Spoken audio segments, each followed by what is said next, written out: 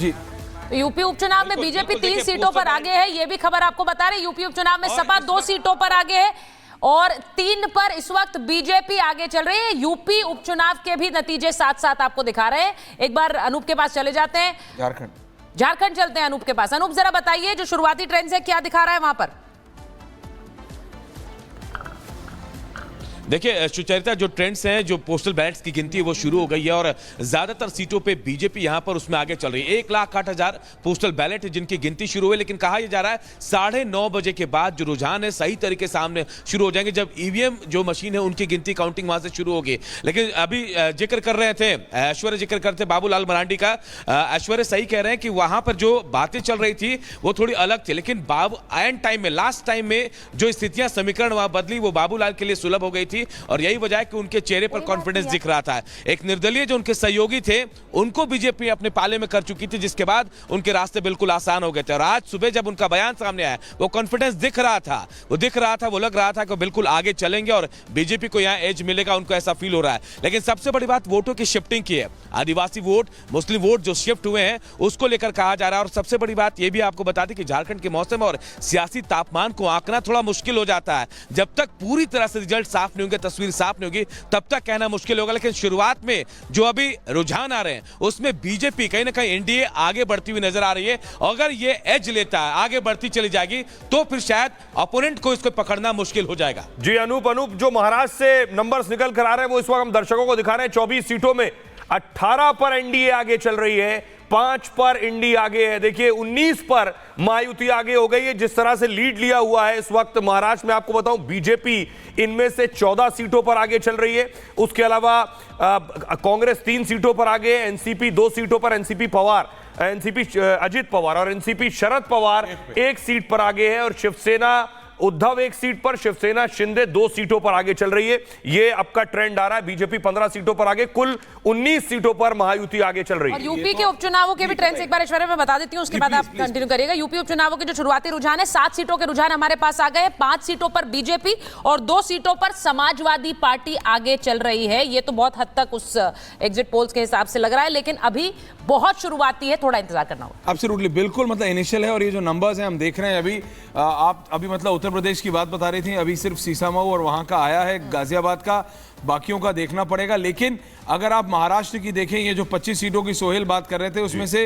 अभी 25 का आया है, बीजेपी 15 में आगे है। तो इनिशियल जंप तो है, लेकिन अभी अभी हमको बताया जा रहा है कि इतना मतलब अप एंड डाउन हो रहा है कि मैं आपको बताऊं, महाराष्ट्र में देवेंद्र फडणवीस अपनी सीट से आगे चल रहे हैं, लेकिन बारामती में इनिशियली, ये बहुत इनिशियल है, फर्स्ट राउंड में अभी तक पूरा नहीं हुआ है, वो जो आके बताते हैं। और हमारे जो रिपोर्टर बाहर सेंटर के बाहर खड़े हैं उन्होंने अभी तक हमें बस ये एक इंफॉर्मेशन भेजी है कि अजीत पवार कुछ 750 वोटों से 1 राउंड या सवा राउंड के बाद थोड़े पीछे चल रहे हैं, बट ये आगे पीछे होता रहता है। ये बारामती में Ajit Pawar is very strong, very unlikely कि वो हार सकते हैं। लेकिन ये अभी इनिशियल नंबर्स हैं जो आ रहे हैं और हम आपको जैसे आ रहे हैं रियल टाइम बता रहे हैं। परीक्षित अब 27 बता रहा है, बीजेपी 17 पे आ गई है।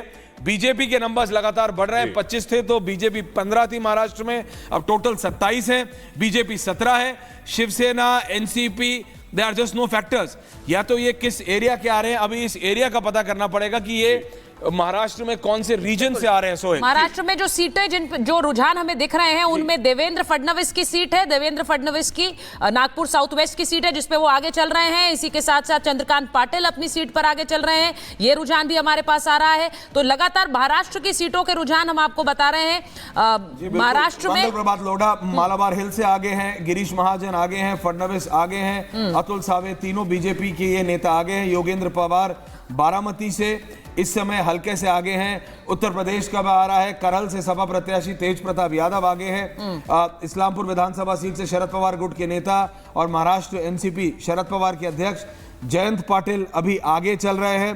कानपुर में पोस्टल बैलेट की गिनती सपा प्रत्याशी नसीम सोलंकी आगे हैं। झारखंड में धनावर से बाबूलाल मरांडी, इस समय जिनकी हम बात कर रहे थे, वो आगे हैं। तो all these details are coming और ये रियल टाइम नंबर्स हैं, लेकिन इलेक्शन कमीशन अभी भी 0-0 पे है। जी बिल्कुल। तो महाराष्ट्र में इलेक्शन कमीशन ने अभी तक अपने रुझान दिखाने शुरू नहीं किए हैं, लेकिन परीक्षित के डेटा के हिसाब से 30 सीटों के रुझान है। महाराष्ट्र में 20 पर बीजेपी आगे है, 3 पर कांग्रेस आगे है, 1 पर बीवीए आगे है, आईएनसी। अब ये भी कहा जा रहा है जो छोटे दल हैं उनसे संपर्क में है लगातार देवेंद्र फडणवीस, ये भी कहा गया। दूसरी तरफ से भी कहा गया कि छोटे दलों का, लेकिन इस बार महाराष्ट्र के अंदर ही बुक करा है, महाराष्ट्र के बाहर नहीं बुक करा, क्योंकि महाराष्ट्र भर से सबसे कहा गया है कि वो मुंबई पहुंचे, दोपहर तक मुंबई पहुंचने सिर्फ नतीजों की नहीं है, टेंशन नतीजे आने के बाद भी और बढ़ती है। जब अपने अपने विधायकों को रोक कर रखना है, बड़ी बात यह है कि शिंदे को अपने विधायकों को रोक कर रखना है, क्योंकि अगर एमवीए के नंबर ज्यादा है तो इधर से विधायक उधर जा सकते हैं। उद्धव को अपने विधायकों को रोक कर आज दोनों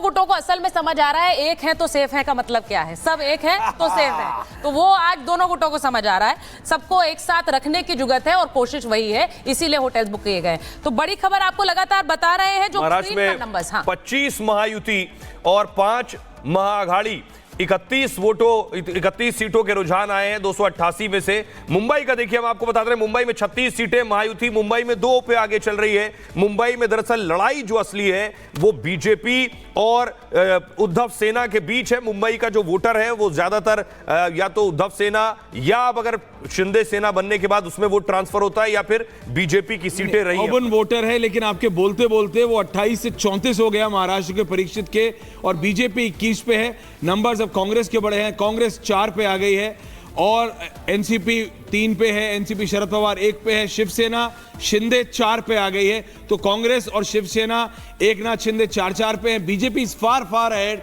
as of now, initial trends 21, और बोलते बोलते 34 का 35 हो गया है।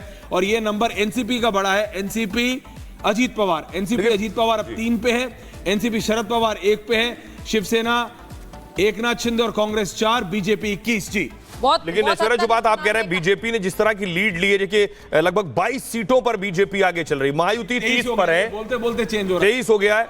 तो बीजेपी पहले से जो 100 तक पहुंचने का उसका टारगेट है, अगर 100 पहुंचना है तो बीजेपी जिस तरह की लीड लिए हुए, ये जनरल सर्वे उनका 107 कह रहा है, 107 कह रहा है, सोर्सेस के हिसाब से 107 कह रहा है। जो कल जो बीजेपी के नेशनल जनरल सेक्रेटरी ऑर्गेनाइजेशन है बीएल संतोष ने बीजेपी के सामने रखा है, जो वो अपना इंटरनल सर्वे कराते हैं, हर पार्टी कराती है, उसमें 107 प्लस है कंफर्टेबल। मैं उनका मैक्सिमम नहीं बता रहा हूं, मैं उनका मिनिमम बता रहा हूं, 107 मिनिमम है वो कह रहे हैं, इससे नीचे आएंगे नहीं। और ये इनिशियल सर्ज है। अगर पिछली बार हरियाणा में दुनिया ने और देश ने वो नहीं देखा होता तो मैं कहता कि बीजेपी इज फार एहेड, लेकिन हरियाणा के इलेक्शन के बाद भाई election commission is the boss, election commission का पोर्टल खोलने दीजिए फिर देखेंगे। लेकिन इस समय 24 हो गया है। सोहेल बोलते बोलते परीक्षित के नंबर्स अब 38 हो गए सोचा रहता महाराष्ट्र में, अगर आप बताएं। 25 हो गया बीजेपी, अच्छा 25 हो गया, 25 हो गया बीजेपी हो गया है, टॉस करते हैं नंबर बढ़ जाता है। कांग्रेस 4 पर है, एनसीपी 3 पर है, एनसीपी शरद पवार 1 पर है। अभी जो असली नकली वाला खेल है वो भी इस बार बहुत हद तक नतीजों में नजर आएगा। असली नकली यानी शिवसेना कौन सी असली एनसीपी। आपको लोकसभा में याद है कि कैसे अजीत पवार की एनसीपी 1 ही सीट जीत पाई थी, उस समय शरद पवार एनसीपी गुट ने 8 सीटें जीती थी। क्या वो रिपीट होगा या फिर ये खेल पलटेगा, उल्टेगा, ये भी देखना होगा। अभी जो आंकड़े दिख रहे हैं और ये बहुत शुरुआती ट्रेंड्स हैं, हम बार-बार कह रहे हैं, ये कुछ समय आपको कम से कम 1-1.5 घंटे का इंतजार करना होगा जब तक आप कह सके कि कुछ नतीजे पर आप पहुंचेंगे। उससे पहले हम भी कोई नतीजे पर नहीं पहुंचना चाहते हैं। 25 सीटों पर बीजेपी महाराष्ट्र में, राज ठाकरे के बेटे, क्योंकि राज ठाकरे का परिवार पहली बार इलेक्शन लड़ रहा है, Amit Thackeray is leading from Mahim. Amit Thackeray Mahim से आगे चल रहे हैं इस समय, बहुत इनिशियल। एनसीपी के assembly deputy speaker Narhari Zirwal leading from Dindori. Vanchit Bahujan Aghadi Hitendra bhai Thakur, the infamous Vinod Tawde वाला कैश एपिसोड, हालांकि उन्होंने उसके ऊपर जितने नेता थे कांग्रेस पे सब पे मानहानि का दावा कर दिया है, लेकिन visuals were there to speak. Vanchit Bahujan Aghadi के हितेंद्र ठाकुर आगे चल रहे हैं, बसई से, वो उनका रीजन है। और ये ओवरऑल नंबर्स अब 41 हो गए हैं, बीजेपी 26 है, शिवसेना शिंदे 5 पे आ गई है, शिवसेना शिंदे 5 पे है, आईएनसी 4 पे है, एनसीपी अजीत पवार 3 पे है, शरद पवार 1 है, उद्धव ठाकरे सिर्फ 1, 41 इस समय टोटल नंबर्स हैं। सोहेल अगर बड़े मुंबा देवी से ऐश्वर्या, मुंबा देवी से कांग्रेस उम्मीदवार अमीन पटेल आगे चल रहे हैं, शाइना एनसी के खिलाफ चुनाव लड़ रहे हैं, वर्ली से आदित्य ठाकरे आगे चल रहे हैं इस वक्त, और जीशान सिद्दीकी जो बांद्रा ईस्ट से चुनाव लड़ रहे हैं, बाबा सिद्दीकी के बेटे अजीत पवार के टिकट पर जीशान सिद्दीकी आगे चल रहे हैं। एनसीपी के हसन मुशर्रफ आगे चल रहे हैं कगल से। ये महाराष्ट्र से जो शुरुआती रुझान आ रहे हैं वो ये। बांद्रा वेस्ट सीट से बीजेपी के जो उम्मीदवार हैं प्रदेश अध्यक्ष आशीष शेलार, वो आगे चल रहे हैं। कोलाबा सीट से भी बीजेपी आगे चल रही है, राहुल नार्वेकर आगे चल रहे हैं। तो ये इंपॉर्टेंट भी सीट्स हैं, हाई प्रोफाइल सीट्स हैं। आशीष शेलार आगे चल रहे हैं बांद्रा वेस्ट से, राहुल नार्वेकर आगे चल रहे हैं कोलाबा सीट से। बांद्रा ईस्ट से जैसा आपने कहा जीशान सिद्दीकी आगे, डिंडोशी से संजय निरुपम